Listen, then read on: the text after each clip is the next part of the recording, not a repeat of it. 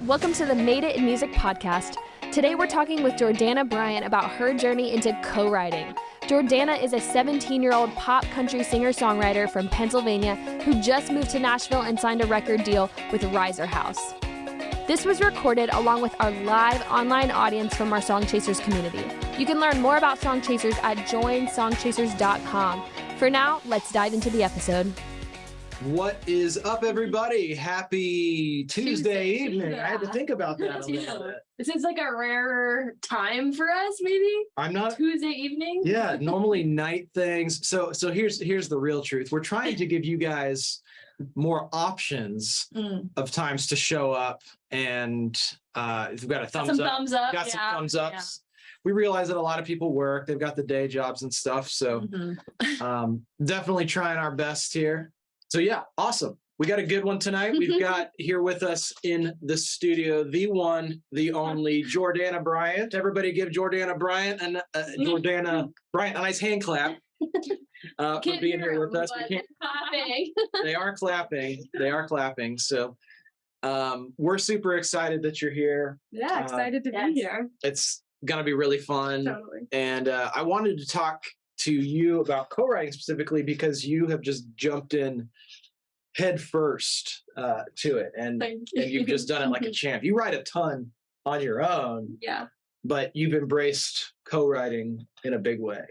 And for those of you guys who don't know, Jordana Bryant is an artist. She's also a songwriter, also now an actress. We'll talk about that a little bit later.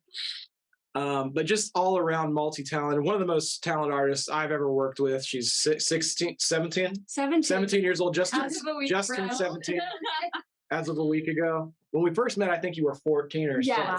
So I think I'll just keep saying you're 14.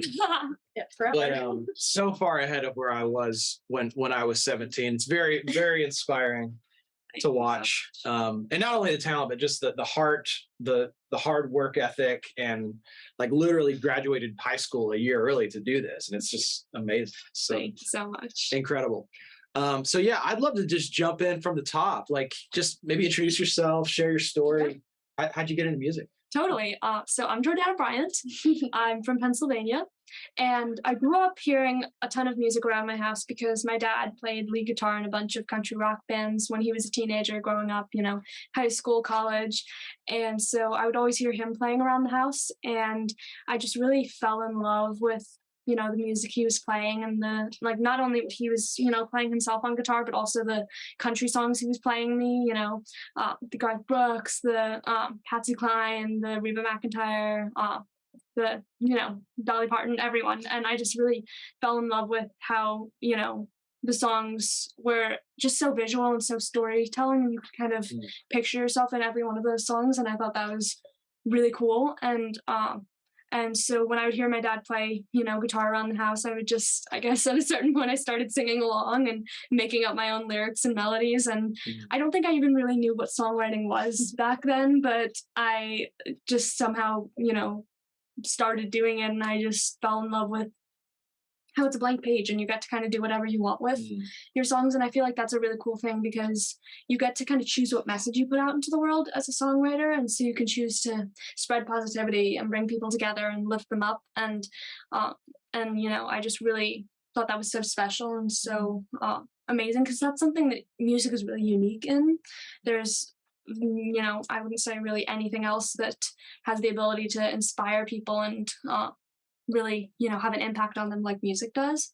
Sure. And so after a lot of begging, when I was 10, I finally got a guitar for Christmas, and my dad started teaching me how to play. Awesome. And a little bit after that, I really started getting into songwriting, and I would just, rush home from school and go up to my room and, spend hours just messing around with chords on the guitar and, singing out melodies and lyrics. And I really just fell in love with it. It's my favorite thing to do. It still is. Like when people ask me what are my hobbies, I'm like, can I please say songwriting? Because that is truly what I do with my free time. I just love it. I feel like it's so therapeutic because you get to, really talk about your own feelings and write about them, which I think is something that everyone needs to do. But it's also something that I just find super fun. I feel like melodies are when you come up with something that you love and it gets stuck in your own head, and like, you know, you just get really excited about the songs. I feel like that's the coolest thing. But so I really just fell in love with songwriting and was working on that and my singing for years. And then when I was about 14, I started posting some covers on YouTube, and a few of them through mutual friends Seth had seen, and so we kind of connected with Seth through that, and then we came down to Nashville to record a few songs and get to meet you, and it was really awesome. That was kind of the first time I had ever been in a studio recording, and I just loved it. I thought it was such a cool space and such a cool experience, and that was super fun. And then COVID hit like a few weeks after that, and so I really started digging into social media as a way to share my music with people. And I feel like I was really longing for a sense of community during that time because we were, you know, all really isolated, and so I started going live on Instagram like for an hour every night just to talk with people and to play some songs and to hopefully add, you know, a little positivity to their days. And so at first, there was only like 2 people joining. My parents were one of them. But as it went on, more and more people started joining. And it really felt like we were building a community. And we all talked about how we were feeling that day and what we were going through. And people requested songs. And I would play a bunch of songs. And I would add people onto the lives and get to talk with them. And it was just something I really loved doing. And it was something that gave me something to look forward to in my days, especially when COVID felt like it was just every day was blurring into the next. It was something I really felt like was something in my calendar that I got to look forward to every night. And so for a while, I was just really working on posting and building that up and getting to share my music with people through that. And then this past year, Seth and connected me with Zach Kale, who's another writer and producer. And so me and Seth and Zach have been working on a bunch of songs that we've been writing and producing and putting out. And in February, I signed a record deal with Riser House. Yeah. Congratulations. Exciting. Thank you. Got some hand claps out there.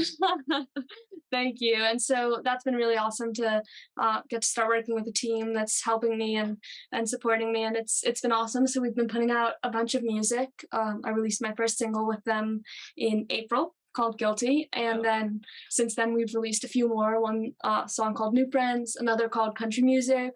We're getting ready to release another really soon. And so I've just been trying to write a bunch and release a bunch. And I just graduated high school a year early in June. And so now I'm finally in town for good. And so we just moved, my mom and I just moved a few weeks ago, and my dad is coming back and forth. So I'm really grateful for them because they've been so supportive, and I couldn't do without them. And so I guess that's kind of my life story. Yeah. Well, you got a fan out there, Joelle. He says, "I love your song, Country Music. So clever, thank you so much, fun." Joelle. Yeah. Thank you. Brian says, "Way to work it." Thank you. Awesome.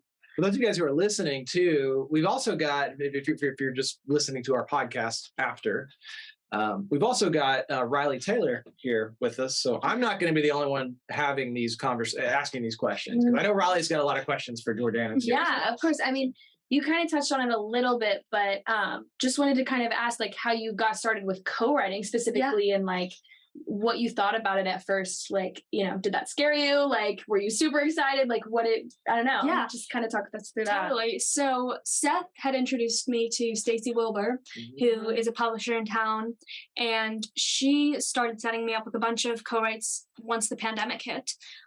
And so my first co-writing experiences were through Zoom, and I probably did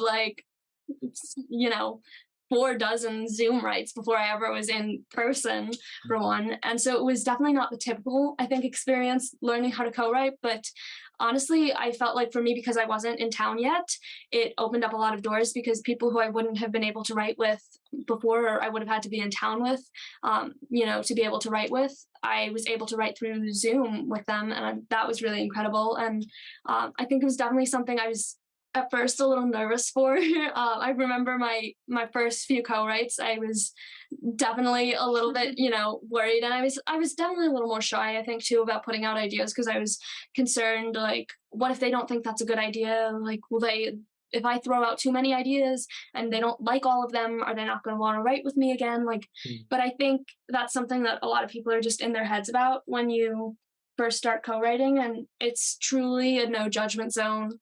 And people are super nice, especially in Nashville. Everyone, they just want to write a good song with you and have a good time. And so I think it's something that I know a lot of times it can feel like you're worried that you'll get judged, or you're concerned about like what they'll think of your ideas, but it's truly something that you don't have to worry about. Everyone is super just encouraging, and I feel like co-writing is really awesome because you get to learn about like writing, and everyone has a different like style of writing that you kind of can pick up, and I think that's really cool. Like you're like, oh, I like this person had a really cool way of flipping like the meaning of this, and that's something like, or like adding a bunch of internal rhymes, and that's something that I didn't think about before, but that's really cool, and I should try to do that more. Like there's a lot about writing that you can learn from co-writing. I think like writing is one of those hard things where it's like there's a lot that's hard to teach about it. It's one of those things I feel like it's almost you can learn more by doing it, and by getting in the room with people who are already great writers. Yeah. Yeah, that's great. Well, we got a lot of good questions in the chat too. For those of y'all who haven't been on a training with us yet or listening on the podcast, we do a Q&A at the very end. So please save up all those great questions, and we're going to make sure that we have get to them. Plenty of time for Jordana to answer those at the end. So yeah, so you talked about co-writing.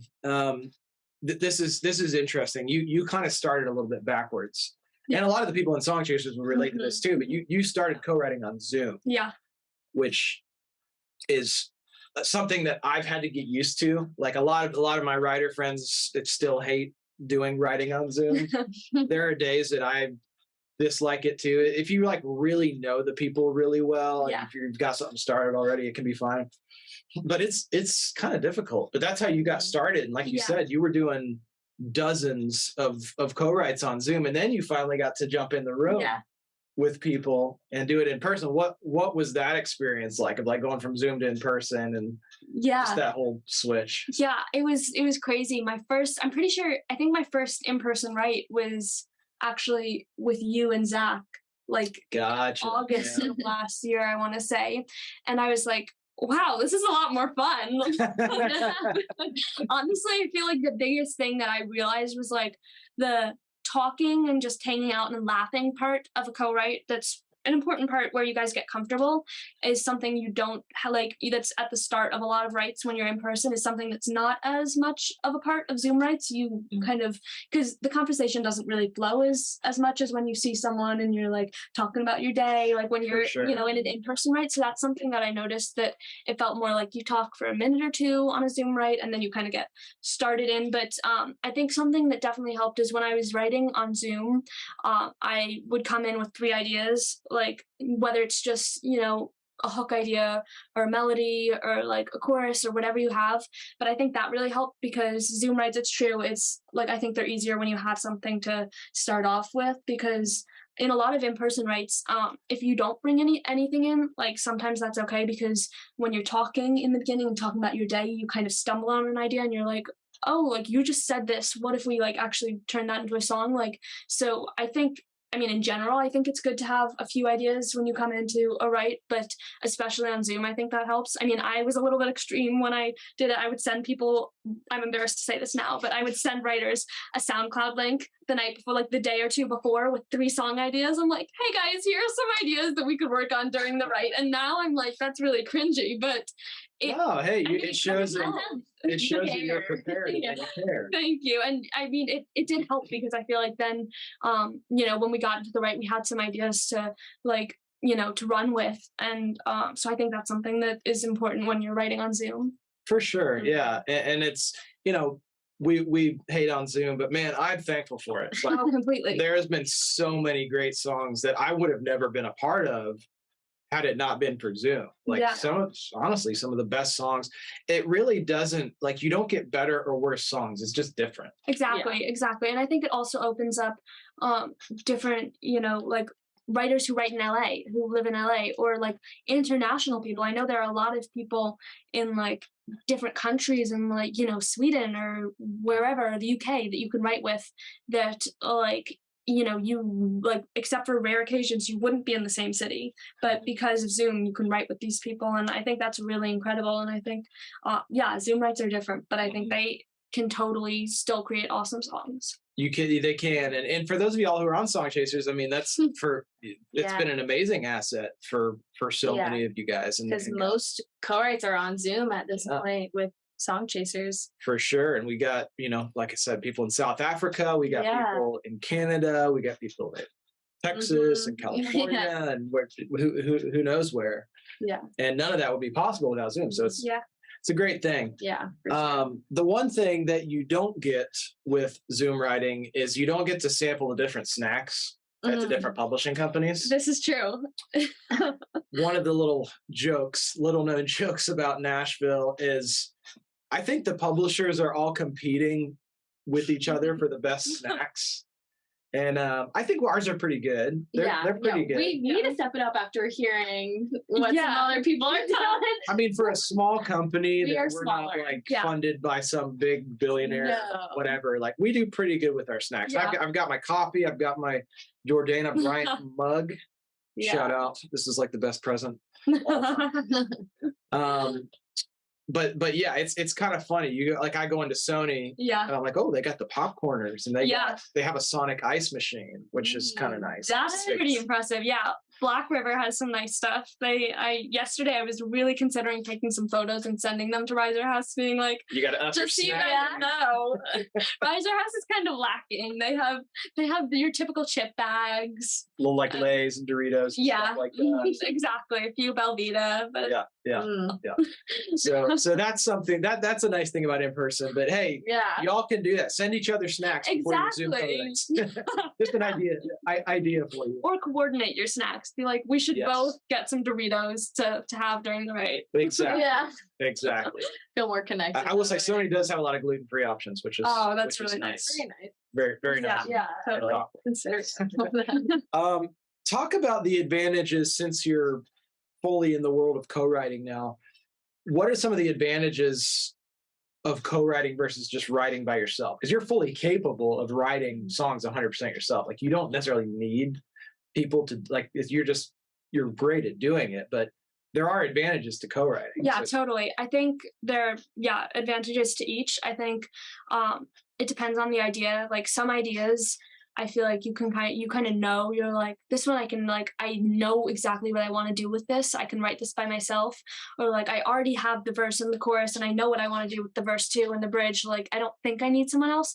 And then there are some where you're like, I have this idea for a song and I think it could be awesome, but I feel like maybe I need a stronger lyricist than myself. Because, I think everyone, like Seth says this a lot, everyone has their strength in writing. There are a lot of people who are really strong at melody. There are a lot of people who are really strong at lyrics, track people, and so I think sometimes being able to realize that and being like, I think this could be so awesome, but I need someone who's a little stronger at melody, and that's, I think, a perfect time to bring in a co-writer. I think also when you are trying to just write a bunch of stuff, like if you're trying to pick songs to release or you're trying to do it, on a time constraint, I think co-writing is really great on that because, a lot of the songs you probably could finish yourself, but it's just going to take more time. Whereas when you are, in a co-writing session, usually you'll have a pretty good idea of it after the first write, after a day. Maybe you go back and make some revisions on it, maybe you spend some more time co-writing. You might not finish in one day, but a lot of the time I feel like you get pretty solid baseline for the song in the first day. So I think definitely when you're trying to finish ideas up more quickly, it's good to write with other people. I also think just in general having some songs that you've written by yourself helps when you're trying to tell the story of I am a strong writer, especially I think when you're new in town or new to the industry and you're trying to kind of prove your abilities. I think having a few songs that you've written by yourself definitely helps, just because even if it's not true, there are always, I think, people who sometimes say, oh, well, who else did they write this song with? Oh, it's probably them who made the song great. Or like, oh, they wrote that song with him. Yeah, he's an amazing writer. That's probably why it's a great song. So I think like just having a few songs where you can kind of point back to and be like, I also write by myself, like, I think just helps tell your story a bit more. But I think there's, pros and cons to all of them, to co-writing and writing by yourself. So I think a mix is really important. A lot of publishers who I've talked with all say the same thing, that it's important to have time that you set aside every week to just write with yourself, because especially as you get into co-writing more, it can kind of be all consuming where you're just writing all the time constantly with other people. And I think writing a little bit with yourself, like even if it's just to have ideas to bring into co-writes, I think is really important. Or if it's, writing a few songs by yourself, I think doing a mix of both is really important. Yeah. And you hit the nail on the head with that, because, and this is something that like a lot of people will reach out to me in Song Chasers and be like, hey, why won't you write with me? Like, can you write with me? And I'm like, it actually really wouldn't help you that much as you think it would. Mm-hmm. Like, because if you go into a publisher, the first question they're going to ask, like they're going to want to hear 2 or 3 songs. And then the question they're going to ask every time is, who did you write this with? Yeah. And you're almost better off showing stuff that you did like 100% yourself. Unless you just have a total smash moment with somebody else but they're going to look at that and they'll think like, if I was to write a song with you in the group, like, and you were to somehow get in a meeting with a publisher, that's what they're going to ask. And then, they're just not going to know. Exactly. Because they were in the room. They don't know how much each person contributed. I mean, honestly, that was the first thing that Jen, the head of Riser House, asked me when I had my first meeting with her. She was like, play me a song you've written entirely by yourself. Or like, play me a song that you haven't played for like any other publishers that's just like, or any other person that's a song you wrote by yourself. And so I think having a few of those is really important. Yeah, for sure. And like you said, even if you complete whole songs just to bring them into a write and change half of it, then it's still worth it, right? Mm-hmm. Completely. So, and the other thing that you hit on that I want to reemphasize is songwriting is such a numbers game that the more you get out there, like to do this on any serious level, you have to be putting in some serious numbers. Totally. If you're not doing the 120 songs a year, it's going to be very hard to break through all of the noise, because there are tons of people doing that. And one way you can do that is by co-writing, because I'd have a really hard time finishing 120 songs myself. Totally. It's just hard because I think a lot of times you can hit roadblocks, and it's when you're writing by yourself, it's kind of easier to be like, okay, well, let me go do this other thing, or let me like work on my social media right now and I'll come back to this later. And then like, it just takes more time. Whereas when you're in a co-writing session, I mean, you can walk out of the room for a few minutes, but you're not just like, you know what, guys, we've hit a roadblock, let's come back another day. I mean, unless you're on the like 5-hour mark, which sometimes happens where you're at a roadblock and you're like, okay, let's finish the bridge another day. But in general, you're able to push through those moments, I think, in co-writing more and just get more quantity. Yeah.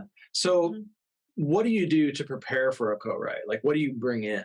You kind of hit on this a little bit earlier, but like nowadays, like how would you, if you were going to go into a write tomorrow, what would you? Yeah. So I like to bring in, I'd say probably like 3 ideas. It doesn't have to, I mean, for me, because I kind of am a melody person, I usually like to bring in a chorus idea, even if the lyrics aren't exactly right. A lot of times I'll bring in a melody that I really like with some lyrics that maybe I like, maybe I want to change. Sometimes I do bring in like a hook idea, like for just a lyric or something.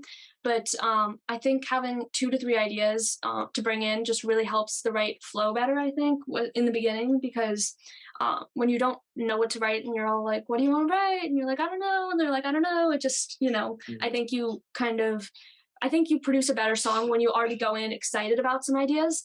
I think also, for me, I definitely think like realizing who you're writing with is an important thing, because the songs that I would bring into one writer aren't exactly the songs I would bring into another writer. And I mean, a lot of writers can write a bunch of different stuff, but there are ones that are like more leaning pop, or like yesterday I wrote a song for another artist in town, and he is much more country, like on the far end of like, honky tonk Garth Brooks like type vibe. And so going into it, I knew I wasn't going to bring in like a more pop idea that, just wouldn't have been his vibe. Even if we had written it for me, I knew like that's not the type of stuff he does. So I think like thinking about who you're writing with and what they're, what they're best at is, important. Yeah. That's well said. Yeah, no, for sure. And I think you like this is definitely I think this would be a tip, right? To like walk in with all these things and be prepared. But do you have any other like maybe your top 3 things that like you would, tell our community like that would help ensure that a co-write is successful? Yeah, totally. So definitely one would be bring in some ideas. 2, I would say don't get too attached to those ideas because they might want to change it. And like I've definitely gone into writes where I'm like, this is like the chorus for a song, and they're like, what if we made this a verse? And like, I think just putting some space, but because you're vulnerable. Like these are creative ideas you're bringing in, and it's, you're putting yourself out there to bring these in. And so I totally understand being attached to them. And I think it is important too, to know where you want to go with the song, and don't just, say yes to every like idea because you don't want to offend them. Like, but I think being able to kind of step back and be okay with the idea that you brought in changing or morphing is something that's really important. And then I'd say also, don't be afraid of people judging you, and don't hold back on your ideas because of that. Like I think when I first started co-writing, I would kind of wait to till I had an idea that I thought was perfect to then suggest it to, to who I was writing with. And I think that kind of hinders your ability to bounce off of each other, because when you just think of something and then say it, like then, and it's, not tweaked in your mind and you haven't tried to make it perfect and it's just the raw idea that you had, then they can kind of bounce off that and have an idea because of that and be like, I love that, but what if we changed it to this? And you're like, that's really cool, what if we tweaked it to this? And so I think just being able to be vulnerable and not try to make everything perfect is, I think, really important when you're writing. That's amazing. And I will echo with Jeff in the chat, says this gal is giving out pearls. Stay true to you. Cynthia says, great advice, Jordana. And as Brian says, dare to suck. That's always that's our motto. That's our motto around here. Exactly. No, it's important. It's really important. And also I think another thing I think is that when I got into writing, like I felt very concerned about offending people by saying like, if they throw out a suggestion that you don't love. And I think how you like being in writes with you has really helped me with that, because like the way that you're like, oh, that's really interesting. Like, and you don't have to take the idea and be like, I love that. Yeah, let's do that. Like, you like, because you don't have to run with the first idea that someone suggests, you can keep working at it. Or like, also Zach Kale, I think, has a great way. He's like, I think that's really cool. I think we can beat it though. Like, or let's see if we can beat it. Yeah. So I think that's something I've learned of like ways to, kind of say it where you feel more comfortable, not, going with an idea just because someone suggests it. Because that's something I feel like a lot of us struggle with, because we don't want to be rude and we don't want the other person to feel bad, like we're not taking their ideas. But, you don't have to go with the first idea. And in fact, a lot of the time, if you keep pushing, you find something better. Yeah. Yeah. I think that's so true. It's really the culture in Nashville it is a best idea wins town. And speaking of Nashville, you are a recent Nashville immigrant. Nashvilleian immigrant. I don't know if that's the right word, but you're local now. You're now a Nashville local. That's a better word. So congrats on moving here. Is it exciting? Are you excited for like how it's impacting your songwriting? Yeah, completely. I mean, one, it's a lot easier to schedule writes because there are a lot of people who schedule 2 months out in advance here. Like that is not uncommon at all. Like 3 months in advance, and before it's hard to plan a trip like 3 months in advance and schedule stuff. So it definitely makes it easier to be in town, and it already feels like home because this whole year I was going back and forth every other week. So I'm really excited to be here full time. And well, and along with those lines, man, this is always something I tell younger artists I work with or whatever. It's like, don't be offended or don't be sad or don't take it personally if you get canceled on. Oh yeah. Because it happens to everybody. Like I get canceled on twice a week. Sometimes 3 times a week. Yeah, no, it totally happens all the time. Yeah. And it's hard when you have like a dream writer who you book something with and then it gets canceled or something, but it just happens with everyone. And honestly, I think this is something that a few people have told me, and I think it is true. when you are still traveling here and you don't live here, like kind of enjoy that time because it makes it more valuable when you're here and less people are willing to cancel on you. When you're in town, like the whole time, it's like, just people cancel more. But if you're only in town for a week and like that's the only chance that you're going to get to write with them for the next 3 months, like they do, I think some of the time when it's avoidable to be able, when it's avoidable if it'll get canceled, a lot of people will try not to cancel when you're still like only making trips. So even though that period is hard, I know it, because you feel like I just want to be here full time. There is kind of a benefit to that, but yeah, people cancel all the time because things come up. A lot of times, like your publisher schedules something when you scheduled something and you didn't see it. Like it happens all the time. Don't get offended. It's just part of the town, I think. Part of the town. It's we're a town of creatives, and creatives show up late and get things and double book themselves, and some days just don't feel like coming in, so they make excuses, right? Not us, but other Other people do that. Other people do That's what I hear. That's what I hear. One thing that I think a lot of people and a lot of new artists and writers could learn from you, even at such a young age, is just the way you take ownership over your career. You don't wait on people to do things for you. You kind of just go out and make them happen. Like, when COVID hit, when the pandemic hit, you talked about like being on Instagram Live every night. That's hard. Like that's by night 100, I'm sure you were ready to like have a night off, right? But you take people like Rick Barker and you learn from them and you put stuff into action. So can you talk about the importance of that? Like just taking ownership over your career, not necessarily waiting on a manager or a label or a publisher to do things for you?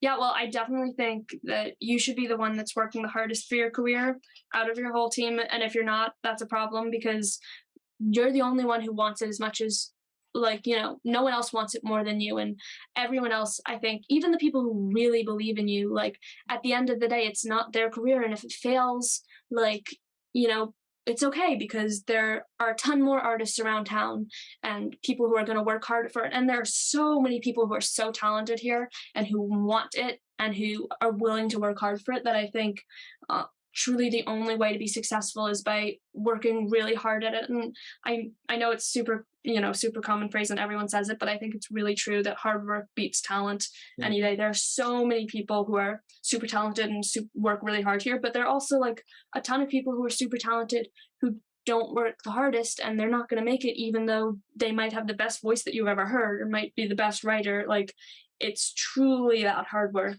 And I feel like there are so many good examples of that, like in town. And when you, like, one of the things that I think is the coolest thing, like being in town and hearing stories of people who worked with like your inspirations and the people who you like look up to as artists, like they are all gonna say that those people work really hard. Like, all of the people who I look up to when I'm talking to people, like Taylor Swift and Dolly Parton, when you talk to people in town who have worked with them, they all say the same thing. They're all like, they were super hardworking. Like, they were in the studio for months just trying to get that one song right. Like, and so I think that's really important. And I think, I just think, like, especially as you're trying to establish yourself in town, and because there are so many people here, I think, just being able to have a reputation of always showing up on time to your rights, always being prepared, always ready to, work, like trying to take anyone who's willing to give you advice, listening and being open to it is really important. Because one, it helps to have like just a good reputation, but two, Nashville is such a small town. Like, I know people say that, and I still can't even believe how tiny it is when there's so many people in it, but everyone knows everyone and reputations get around really quick. So having one that's a good reputation and having a reputation of being hardworking and committed is really important, because that's ultimately how people are going to decide whether they want to work with you, whether they want to take a meeting with you, whether they want to take the time and write a song with you. And so I think that's really important. And I think just also for yourself, being able to, I think one of the things that I've really thought about is, like, even if I'm not able to make it, like, if I know I've worked as hard as I could on it, then like when I'm sitting in a rocking chair when I'm 80 years old, like I won't have regrets, and there's no guarantee in like in this town because there's so many amazing people and so many talented people that, you know, you will be able to make it. And I mean, what does make it even mean? But like, just meaning if you work as hard as you can, I feel like that's just, you can be the happiest, because then you know at the end of the day that no matter what else happens in town, that, you know, you've done all you can. And I think that's really important. Yeah. Well said. Lots of little nuggets in there, So you know? But yeah, I always say Nashville's a big city, small town. Totally. Right? Just, it's weird. You don't like realize it until you get here and you're like, everyone knows everybody. It's so true. I still like don't even know how it's possible, because I'm like, there's so many artists in town, but everyone's connected. Yeah. You learn that quick. But yeah, I guess kind of going off of that, you know, you've been killing a game in the social media world, and you said you kind of started with YouTube and then kind of moved to Instagram, and now like you're just kind of blowing up on TikTok a little bit. And so I guess like I would just ask kind of like how, like what made you want to start in that? And yeah, I mean, just talk a little bit about why that's important, why like social media. Yeah, well, I think that's one of the really awesome things about being in the industry today is you don't have to wait for a label or a manager to be able to make the investment in you, and then you can finally get into the studio and put something out. Like, you can reach an audience by yourself with $0 dollar budget. Can't say $0 budget. $0 budget. Like, say that 10 times fast. Yeah. It's incredible that you can reach so many people without having to have a team behind you that is willing to put, you know, the money into it. And so I think that's really incredible. I started getting into, like I said, YouTube before the pandemic, like a few months before it, because I really just wanted to be able to share some music with people. And then once COVID hit, like when I went down to meet Seth, I also, Seth connected me with Rick Barker, who is awesome and has a bunch of courses on social media. And he was the one to kind of tell me, like, focus on one platform. You should focus on Instagram. Like, just go for it. Try posting a bunch of stuff. That's where your audience is, like, because for me, I feel like a lot of my audience is people around the same age, people who are, you know, kind of teenage girls. I mean, that's not the only audience, but I think you should kind of know kind of the people who you're trying to target with your music. And so for me, I kind of knew that the people who I was already kind of attracting and the people I wanted to attract were people in a similar mindset, you know, young girls. And so he was like, focus on Instagram. That's where a lot of them are. And so that was what I really just spent my time on. And even as TikTok was coming out for a while, I wasn't on it because I think he gave some great advice. You can't really do it all. I mean, you can, but it's a lot to be on every single platform. And so for a while, I really just focused on Instagram, and I think that was honestly beneficial because it allowed me to create a community on there. And when I would ask, I think it's important to ask your audience, like, and when I would ask them, like, do you guys want me to be on TikTok? A lot of them were like, no, I'm not on TikTok. My parents won't let me get the app.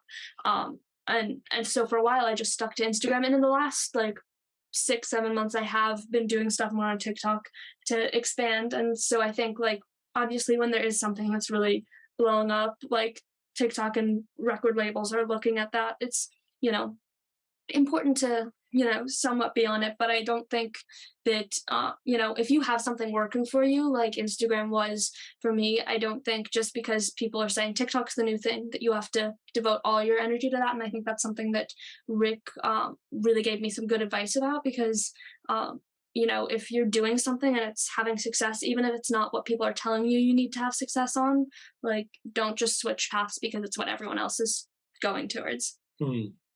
So good. Yeah. And I think with TikTok, it was funny, like, I was talking to Rick a couple of months ago, we're about to jump out on our words. I was talking to Rick a couple of months ago about TikTok specifically, and he like pointed out a couple of things that I like had never really thought about. And he was just kind of like, the reason why TikTok is so like hit or miss for some people is like, you know, you can go viral and that's great for a second, but it's like people are buying into the moment and not buying into you. Yeah. Right. And I think you do a great job of that, of like people buying into you and your story and like your journey. And you can see that you go to your profile and you're like, oh, this girl, like she's got a story. And so people like, you don't have just like this one viral video that you're just like clinging to, right? That some people have on TikTok. And so that can like sometimes determine your success and like are you going to convert those people to your Instagram, which is where you're hanging out, right? Like that's where, and like Rick always says, like, take people to where you want them to be. And so I think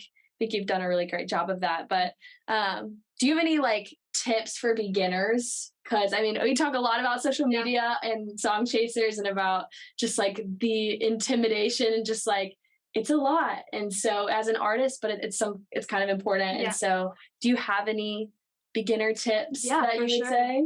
Yeah, I'd say definitely posting consistently really matters. For Instagram, I try to post once a day. TikTok, I'm trying to post like 3 times a day on.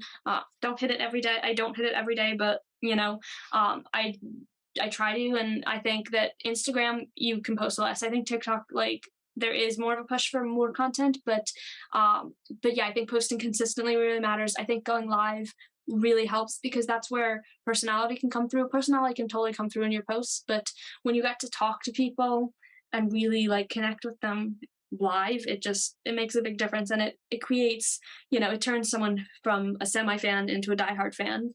And also specifically on lives, adding people to your lives and being able to bring people on individually and talk with them for like, even if it's only for like 20 seconds, which I mean, a lot of the times when I'm adding people on, it'll be for like 2 minutes or something, not a super long time, just to get to talk with them and ask them like, what have you been up to today? Like, who are some of your favorite artists? Like, do you have any song requests that like you'd like me to play? I think that really just makes a difference. And being like, hey, let's get a photo, where like they could take a screenshot on their phone and like get a photo, which they're probably going to post and tag you in. And now you're getting out to their followers. And, you know, also when you go live with someone, which is something that Rick taught me, when you go live with someone, it sends it out to all of their followers that they're going live. So if you add someone to your live, all their followers are going to get a notification, and they might click on the live, and then they might get introduced to you, which is really great. And then let's see, what other advice would I have? I mean, this is, I guess, kind of somewhat obvious, but reels are really, really great. Specifically, like when you're posting on Instagram, don't just post, like, if you're posting any video, put it on reels. Like, I honestly don't think there's a point to posting a video that's just to your feed and not to reels, because reels just get much more, they get pushed out a lot more. And so definitely if you're posting any video content, post that to reels. I think posting a lot on your story too, of just like, they don't have to be high quality things. They can be literally you just holding your phone up, like, I'm heading to a right now. Like, just those like super just personal moments that you're showing like what's going on in your day. If it's literally you making a cup of coffee, or you like being like, I have such big bags under my eyes, I'm so tired, I didn't get enough sleep last night. Like, those personal moments help people become a fan of you and not just your music. And then I think obviously social media can get to be a lot, and it can be draining when you're doing it all of the time, when you're always constantly posting something or responding to comments. So I think setting a time, like a specific time where you're like, okay, I'm going to spend an hour or 30 minutes or 2 hours, whatever it is, on social media. And then after that, I'm going to take a break, I think is really important, because I feel like a lot of times for me, when I'm just constantly on my phone and constantly on social media, you can feel like you're not really present, which is something that affects your happiness. And you're not going to post or be on social media if it's not fun and if it's something you hate doing every day. So I think definitely setting limits just helps with your happiness and helps with your ability to want to post and want to be on social media. For sure. That's good You're giving us a master class. I saw somebody in the comments posted, how are you only 17? Yeah. Wisdom. Right. Thank you. Amazing. Recently, I got to see this. You had the chance to star in Nashville's theater production of May We All. Yes. So congrats on that. That was awesome. You even got to sing on song with Danielle Bradbury for the show. Yeah. It's an amazing connection. Was that fun? Yeah, it was a blast. It was something that I got connected through someone who used to work at my label, and who is also just like good friends with a bunch of people who I'm friends with, and so I became friends with him like a few months ago, and he was producing, like, one of the producers on the musical, and so he kind of introduced me to the opportunity that they were getting a bunch of artists in town to do the guest role for one night, and it's not a lot, it's just a few lines, you sing a few things, and so that's kind of how I got connected, and it was such a blast. I mean, there were so many amazing people who were doing it that I was like, oh my gosh, this would be so cool, because you know, Brian Kelly, who was a big part of the production and a big part of the musical himself, but like he did the guest star role, Bryant did the guest star role, like Springsteen, like you know, a lot of amazing people. And so when the opportunity kind of came about, I was like, oh my gosh, that sounds so fun, and it was such a blast. You know, you got to you had like a few lines, so you didn't have to learn that much, and you know, you got to practice with the cast beforehand, but then you go on, and it's like a musical that they are doing they were doing it at TPAC, which is the theater in Nashville, and so you just come on for the last few scenes, and it was such a blast. It was a totally different way of performing. You know, it's not like a typical show that an artist does, like it is a theater show, but it was really fun, and it was so cool to get to meet all the cast. And it was actually funny because one of the dancers who was in the music video that we did for my song last spring, he was in this musical, so it was really cool to see him again. And yeah, it was a blast, and it was really cool to get to meet Brian and everyone working on it. And that was that was one of those kind of pinch me moments, because it's someone who you listen to. Like, I'm like, I know so many Florida Georgia lines, and I'm such a big fan, and you know, so that was really cool, and it was a really fun you know, night, and it was really fun to be able to perform and get to sing music in a different way. Yeah. Well, you killed it, you nailed it. Thank you. I had fun watching it. So and this is a really good example of how you're embracing the multi-dimensional side of yourself as an artist. You're not only a great songwriter, you're not only a great artist, but you're also a great actress and performer. So are you basically trying to become the next Dolly Parton? I think definitely thinking of yourself as a brand is kind of important, because just realizing that, especially with streaming and how music has shifted, revenue streams have gotten a lot smaller.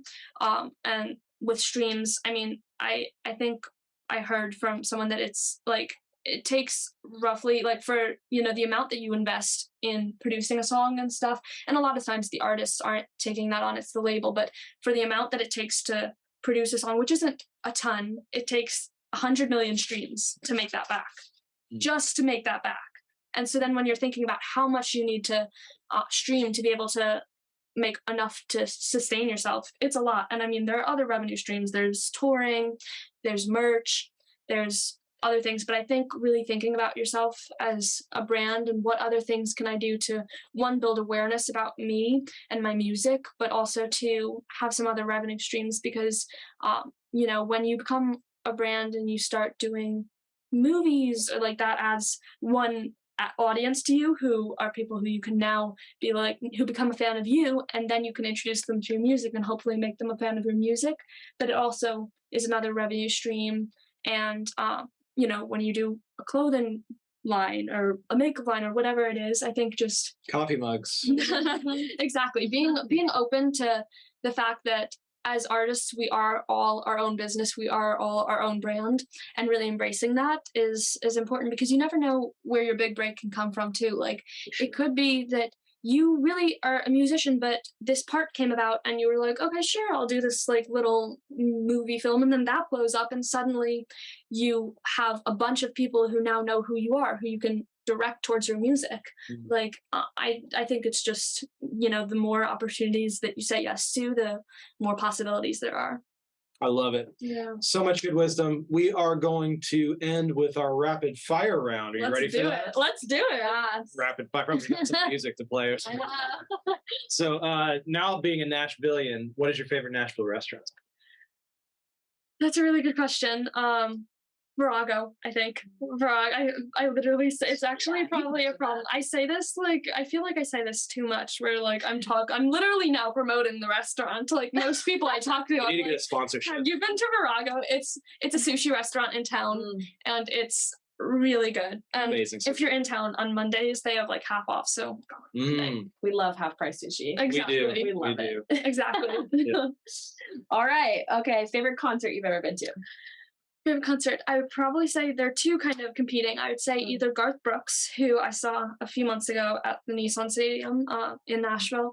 He is incredible. I mean, my parents are such big Garth fans, and they had been telling me for years that he was incredible. They got to see him when he played in Central Park, and I forget what year, but it was this huge concert. And so when I got to see him, I was like, I totally know what you mean. Just the way he captivates the audience is incredible. And then also, who's on a total different spectrum, different side of the spectrum, Ed Sheeran, I thought was amazing. And he literally is just himself on stage. He doesn't have a band with him. He's just using a looper pedal and captivating 60,000 people, and somehow they're all like completely enthralled with what he's creating. I think that's just really cool. His shows feel really intimate, and that was my first concert that I had seen when I saw him on his Divide tour. So those are two very different concert experiences, but I think they both really just made you feel connected to them, which is, I think the biggest thing about when you do live music. yeah, well said. Yeah.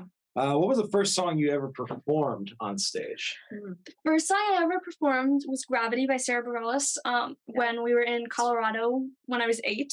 And one of our family friends was in a band, and so he was playing at this hotel, and he invited me up to do a song. And I remember I sang that song, and it was just, I was very nervous, like my legs were shaking, and I was, but I just like, once I started singing, I feel like it kind of just all melted away, and you just get lost in the song.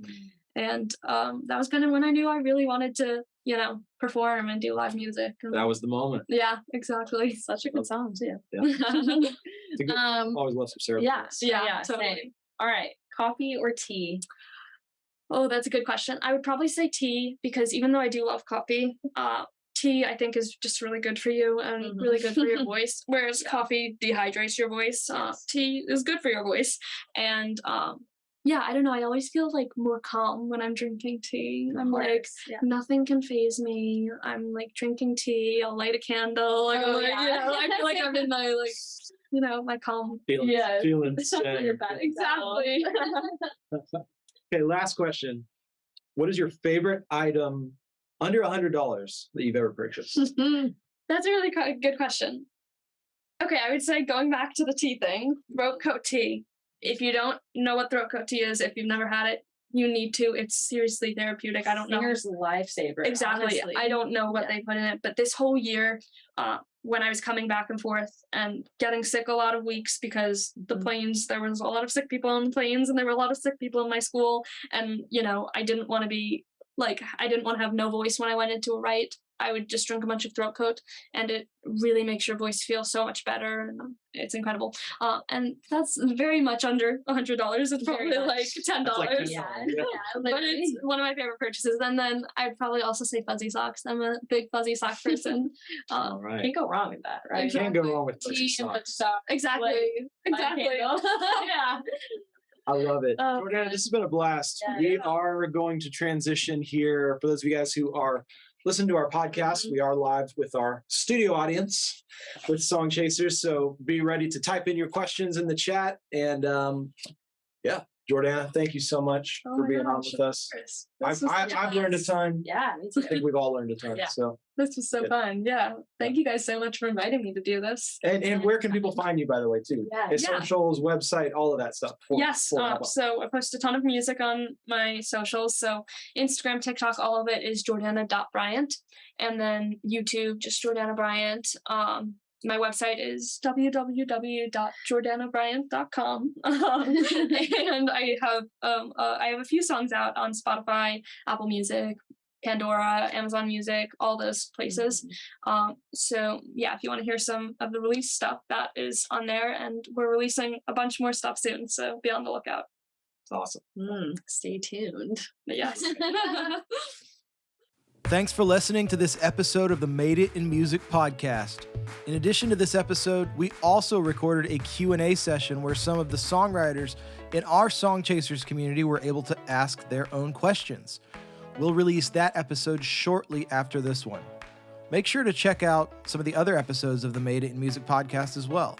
We have well over 100 interviews with some of the top music industry professionals, many here in Nashville and many from all over the world. Subscribe to make sure that you automatically get future episodes, and leave us a review if you loved it. It would really help us out. Or send an email to support@fullcirclemusic.com if you have any ideas for how we can improve the show. If you'd like to become a Song Chasers member and attend these training sessions live, head over to joinsongchasers.com to learn more. You also get additional exclusive trainings from me. You get our Track Suite Pro software. You get song reviews from me and my team. And you get access to a custom social media network we created exclusively for songwriters and musicians. There's nothing else like it on the internet.